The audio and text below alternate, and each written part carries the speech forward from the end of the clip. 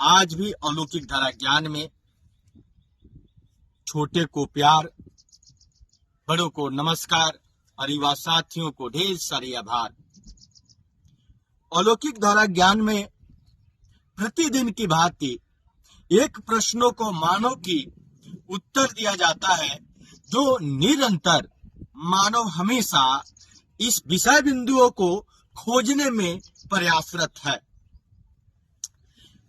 आज का जो प्रश्न है वो प्रश्न है कि मानव की हजारों क्रियाएं हैं, उन हजारों क्रियाओं में से एक ऐसी कौन क्रिया है जो शरीर की सबसे अभिन्न अंग है और अभिन्न उपयोगिता है।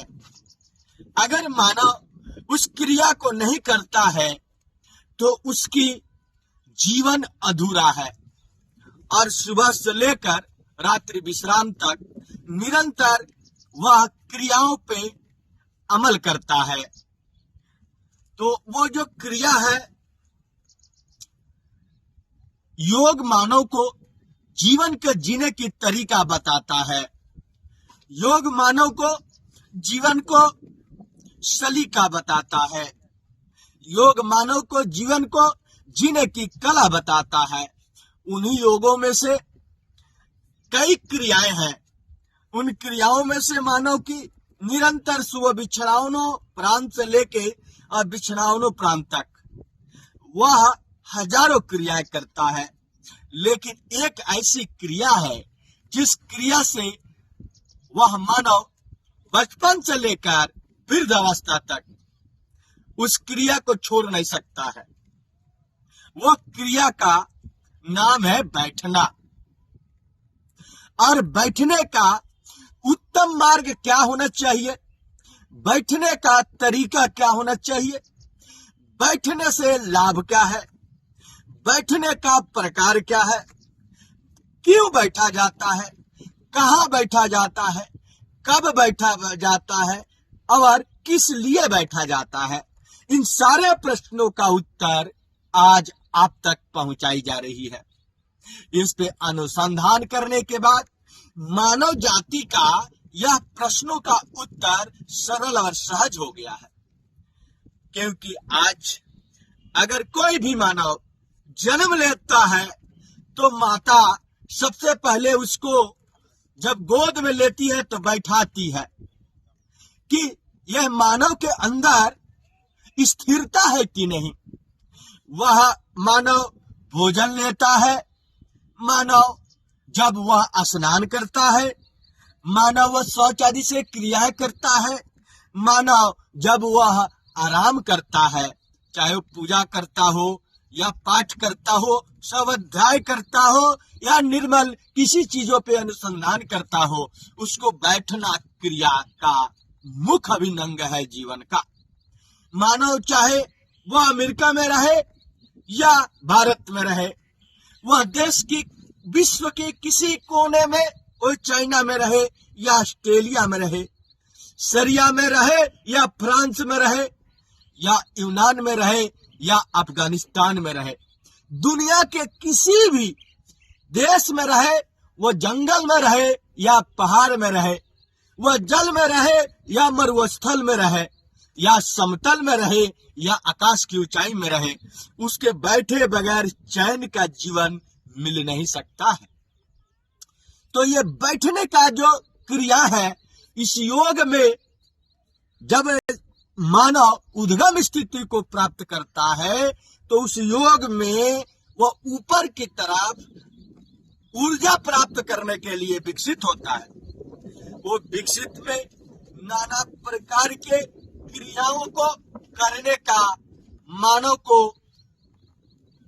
समय मिलता है।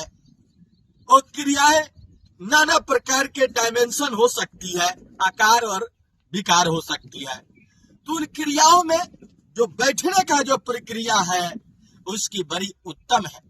मनुष्य जब बैठा है तो बैठने के मानव ने अपने ऊपर अनुसंधान कर 5 प्रकार के बैठने का क्रिया, यह हमारे ऋषि मुनियों ने, हमारे त्यागियों ने, तपस्वियों ने और ज्ञानियों ने इस बात का दिया है कि हमें बैठने का उत्तम कितने प्रकार के आसन हो सकते हैं। तो बैठने का आज मैं आसन के बारे में आप तक बता रहा हूं कि यह जो हमारे जो शरीर है, वो शरीर जिस क्रिया में बैठा है, इसको हम सब सुखासन कहते हैं। जो सरल और सहज तरीके से यह आसन हर आम जनमानस के लिए बनाई गई है। इस आसन पे आप भोजन भी ले सकते हैं और इस आसन पे सरल तरीके से कार्य भी कर सकते हैं। लेकिन इसके अंदर जब रीढ़ की हड्डी सीधी होती है तो मन में शांति की भाव होता है, स्थिरता की भाव होती है। तो ये सुखासन हर एक आम जनमानस के लिए सरल और सहज है। लेकिन जब ये आम जनमानस जब कठिन तपस्या और त्याग कर जब ऊपर की तरह ऊर्जा जब यह विकसित करता है, तो यही मानव अपने आसन को परिवर्तन करता है। इस आसन से जब यह सुखासन से जब सरल और सहज इजी पोज से जब वह अप करता है, तो यह आसन ब्रजासन के पास पहुंचता है। यही एक ब्रजासन ये आसन है जिस आसन से मानव के और स्थिरता बढ़ जाती है। सुखासन के बाद ब्रजासन, ये आसन पूर्ण रूप से हनुमान जी का आसन है। कहा जाता है कि ये जो हमारे ब्रह्मरंध्र से आने वाली जो रीढ़ की हड्डियां है, जो मूलाधार चक्र पे जुड़ी हुई है, वह सीधा हो जाती है। और जिस मनुष्य का शरीर जितना लचीला होता है, उसका उतना ही उत्तम स्वभाव होता है और उत्तम विचार होता है और वह स्वस्थ रहता है। ये शरीर की और वायुमान रहता है, वो बहुत लंबी समय तक ले जीता है और स्वस्थ होकर जीता है। ये रीढ़ की हड्डियां ही हमारे आयु को कम और ज्यादा, लंबी और अल्प करती है। मानव अनुसंधान में इस बात का प्राप्त खोज किया गया कि ये जो 33 रीढ़ की हड्डियां हैं, यही शरीर की हड्डी जब मजबूत होती है तो आप युवा अवस्था में होते हैं। जब वो कमजोर होती है तो या तो बालक अवस्था में होते हैं या वृद्ध अवस्था में होते हैं। तो ये हमारे शरीर के अंदर 33 हड्डियां हैं। ये 33 हड्डियां 33 करोड़ देवी देवता का संदेश देते हैं।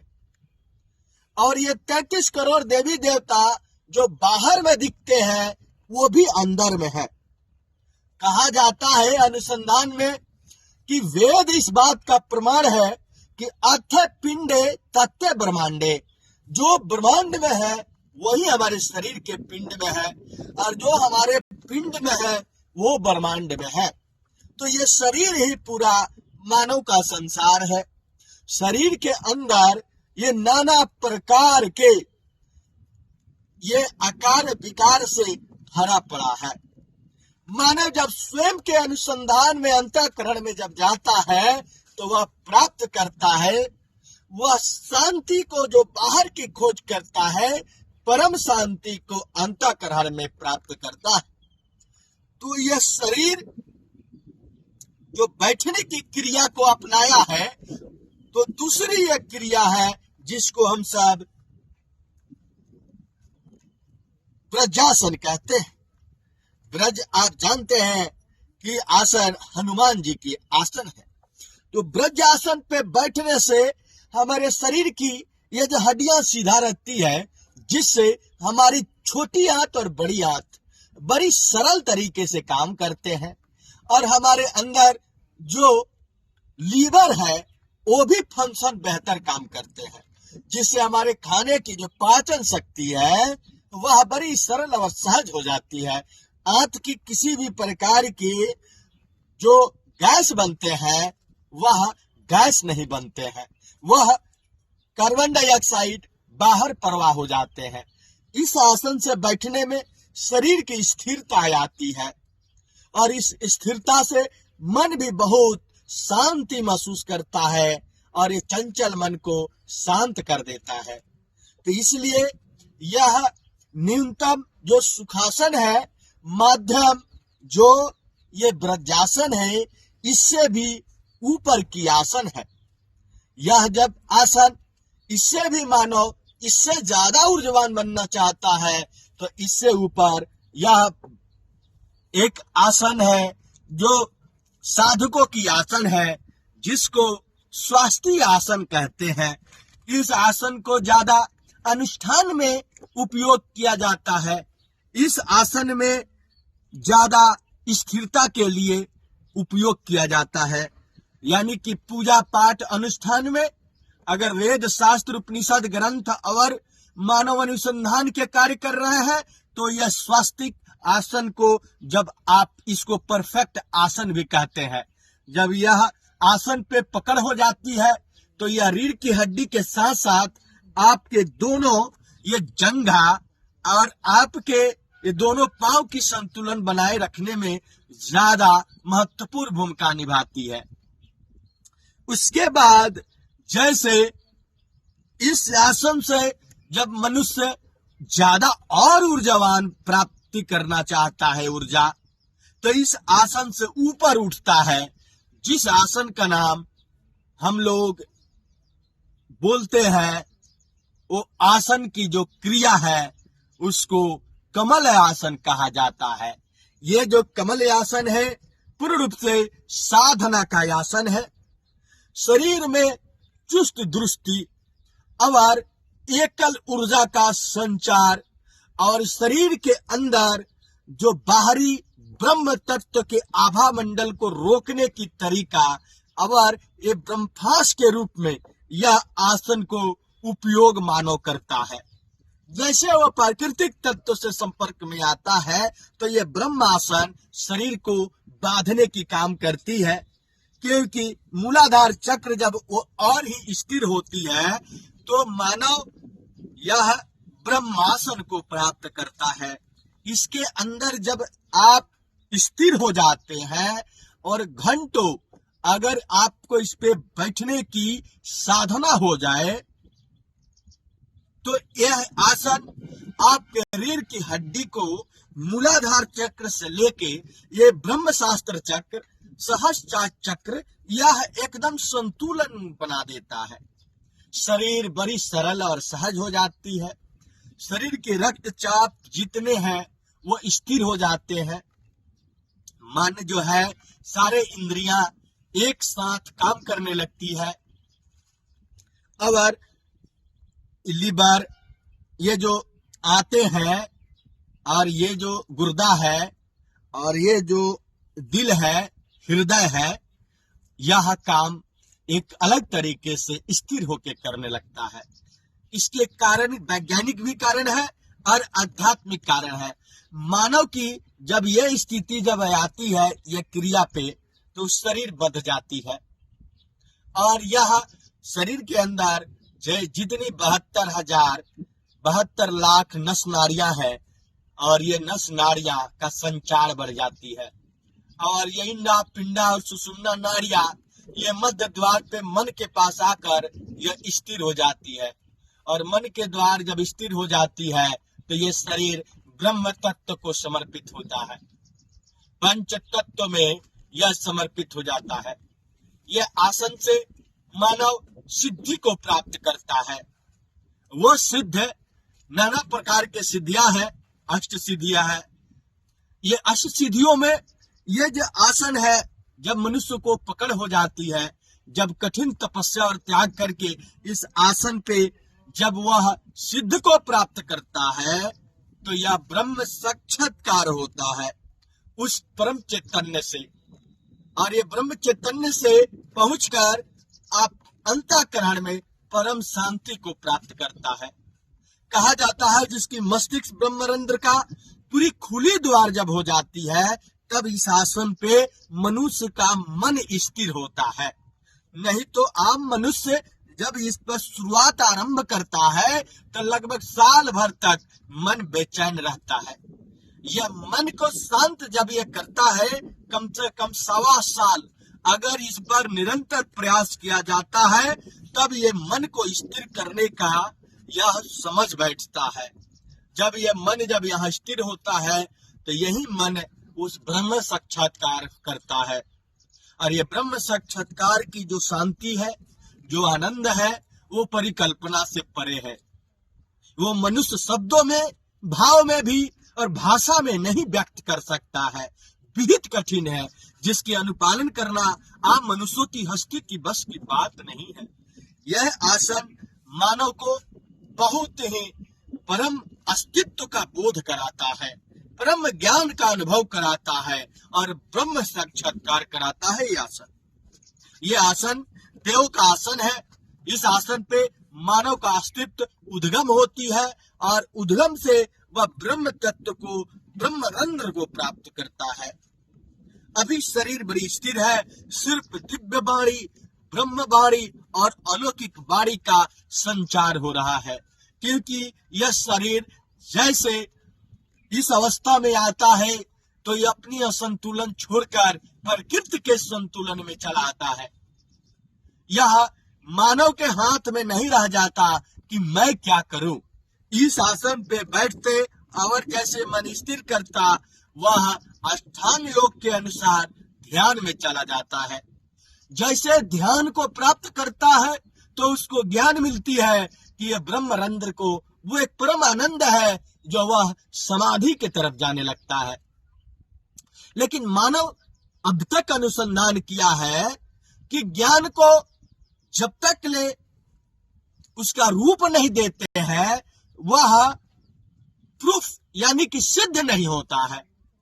जब सिद्ध होने का बात आती है तो मानव ज्ञान की सिद्धता के लिए यही स्थिर होकर फिर वापस आता है और आसन आकर एक सिद्ध आसन को, ये आम जनमानस को भी, वह व्यक्ति को जो जीवन में प्राप्त करना चाहता है, या उस अस्तित्व को मैं प्राप्त के लिए बता रहा हूं, जो वह जंगल में भटक रहा है, तपस्या में भटक रहा है, त्याग में भटक रहा है और अज्ञानता में भटक रहा है, उसको एक आसन यह है जो आसन हमारे शरीर को बहुत ही स्थिर कर देता है, जिस आसन का नाम है सिद्ध आसन।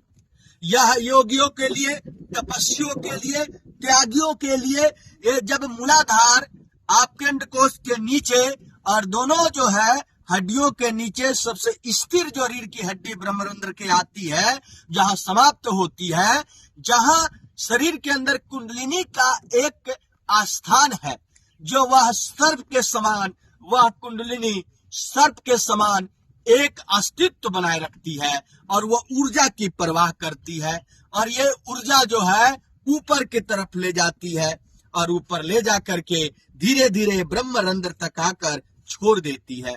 अब यही ब्रह्मरंध्र यहाँ पहुंचकर वो प्रभु चैतन्य से साक्षात्कार होता है और यही साक्षात्कार शब्द ब्रह्म के रूप में पूरी देश दुनिया में, ये पूरी ब्रह्मांड में विचरण करता है।